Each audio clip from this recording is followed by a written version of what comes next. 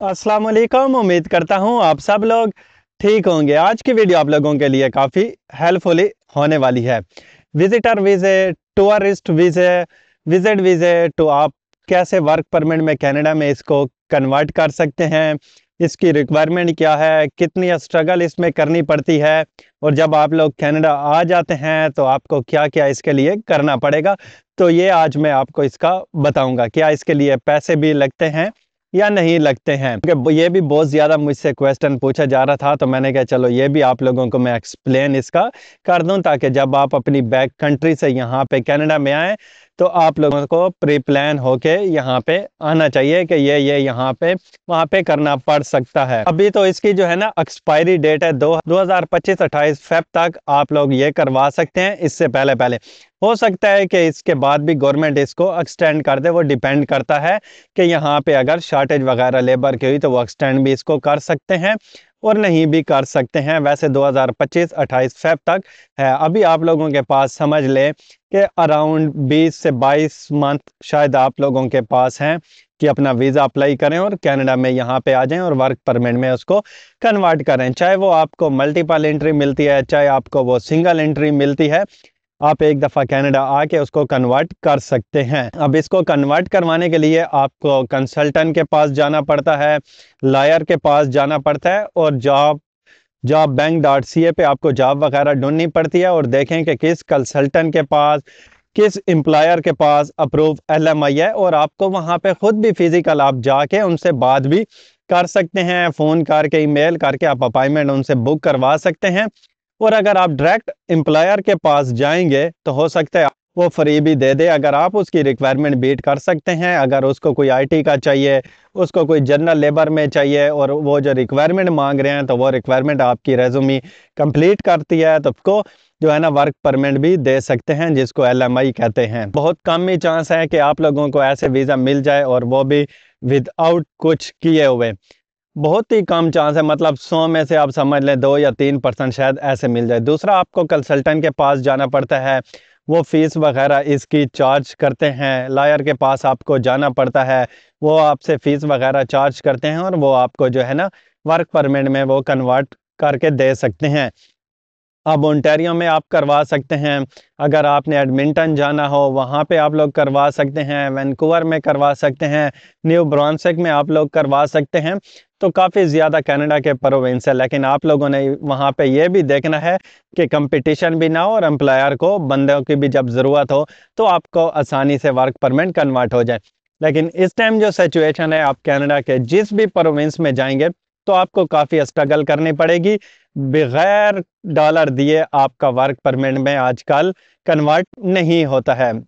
वैसे है तो ये इनलीगल, लेकिन अब इसके बिना यहाँ पे अब नहीं हो सकता है, तो बंदा अब क्या कर सकता है।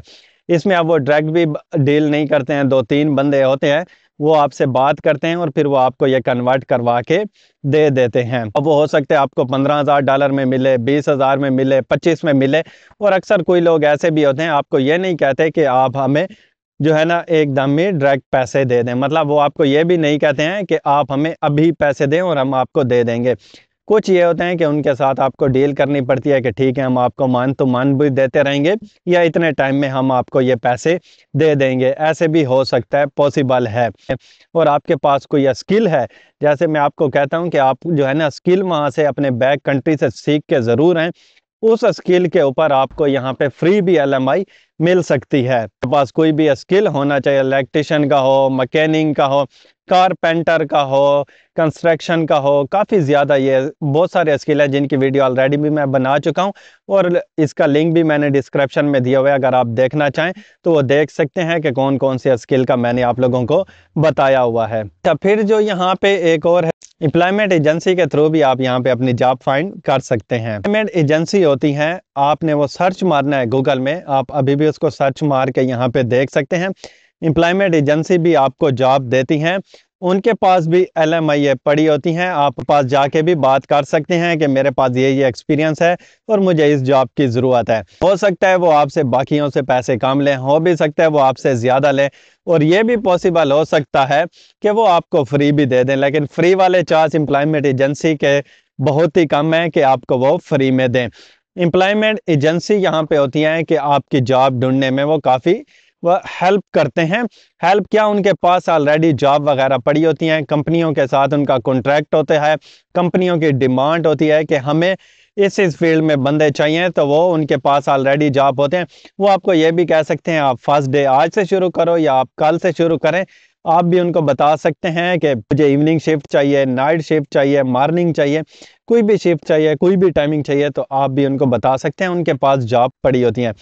اب جو باقی آپ ڈائریکٹ جاب لیتے ہیں اس میں بینیفٹ آپ کو بہت زیادہ ملتے ہیں، ڈینٹس کے ملتے ہیں، ہیلتھ کے ملتے ہیں، اور بھی کافی زیادہ ہوتی ہیں، ویکیشن ملتی ہیں، باقی چیزیں بھی ملتی ہیں۔ لیکن جو امپلائمنٹ والی جاب ہوتی ہے اس میں وہ چیزیں کور نہیں ہوتی ہیں، لیکن اس میں جو ویکیشن ہوتے ہیں اس کا کچھ پرسنٹ آپ کو ہر ویک کی پے میں یا ہر آفٹر 2 ویک یا 1 منتھ میں وہ آپ کو پیسے اس کے ملتے رہتے ہیں۔ تو یہ فرق ہوتا ہے۔ پہلے تو آپ امپلائمنٹ ایجنسی میں اپنی جاب ڈھونڈیں، پھر اس کے بعد آپ ڈائریکٹ جیسے انڈیڈ ہے، جاب بینک ہے، یہ کافی ہیں۔ جب آپ کے پاس ایکسپیرینس آ جاتا ہے تو پھر آپ ڈائریکٹ بھی کمپنی بھی آپ کو ہائر کر سکتی ہے۔ میں بھی جب یہاں پہ آیا تھا تو پہلے امپلائمنٹ ایجنسی کے تھرو میں نے جاب کی، 1 منتھ شاید کی تھی، اور اس کے بعد میں نے اپلائی کیا تھا، تو وہ آلریڈی میں ابھی اس کا بھی بتا چکا ہوں، تو وہ بھی مجھے ڈائریکٹ ایئرپورٹ پہ بھی جاب مل گئی تھی، تو وہ ڈائریکٹ کمپنی سے ملی تھی اور اس کے بہت ہی اچھے بینیفٹ تھے۔ تو آپ امپلائمنٹ ایجنسیوں کے پاس بھی جا سکتے ہیں، لائر کے پاس بھی جا سکتے ہیں، کنسلٹنٹ کے پاس بھی آپ جا سکتے ہیں، ڈائریکٹ امپلائر کے پاس بھی جا سکتے ہیں۔ تو یہ طریقے ہیں یہاں پہ جاب فائنڈ کرنے کے لیے، اور آپ نے یہاں پہ ڈائریکٹ پہلے پیسے کسی کو بھی نہیں دینے، اپنی بات وغیرہ آپ نے سب سے کرنی ہے، پھر اس کے بعد آپ نے آگے ان کے ساتھ ڈیل کرنی ہے۔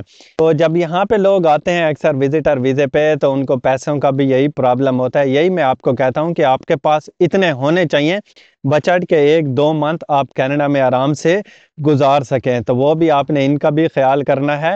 وہ اب ڈیپینڈ کرتا ہے کہ آپ کس لوکیشن پہ آپ اسٹے کرتے ہیں، جس لوکیشن پہ آپ اسٹے کریں گے وہاں پہ رینٹ پہ ڈیپینڈ کرتا ہے۔ گروسری کا ریٹ تو آلموسٹ سب جگہ پہ ایک ہی ہے، لیکن جو رینٹ کا ریٹ ہے وہ اپ اینڈ ڈاؤن ہے۔ اگر آپ جی ٹی اے میں رہتے ہیں تو وہ آپ کو زیادہ ملے گا، اگر آپ کہیں اور رہتے ہیں تو وہاں پہ آپ کو کم ملے گا۔